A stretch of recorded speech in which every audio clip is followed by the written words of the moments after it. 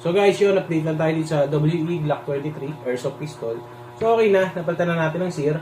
Then, ito yung issue niya kanina. Yan, kung mapapansin nyo, naka-semi switch, pero nag-full automatic. Naayos na natin yan.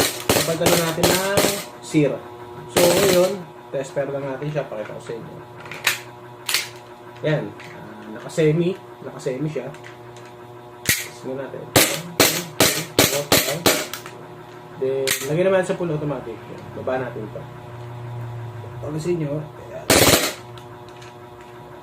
So, okay na. Wala nang problema. Ready to pick up na rin to. Siguro bukas kukunin na ako. So, yun nga pala. Paalala nga pala sa mga gumagamit ng gantong type ng airsoft pistol, yung may mga full automatic, katulad ng Glock 18C, Glock 35, tsaka itong 23 na to. So yun, wala namang problema kung gamitin natin yung full automatic niya. Kaso, sa gantong stock parts, siguro wag naman natin isagad. For example, ito, pinuno natin ng bala, or sa Glock 18C, mas maraming bala. Then, gusto natin, isang PC lang natin, tapon lahat ng bala.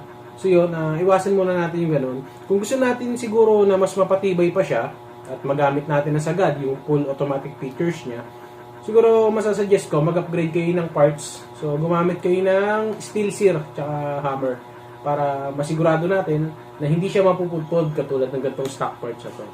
So, yun lang.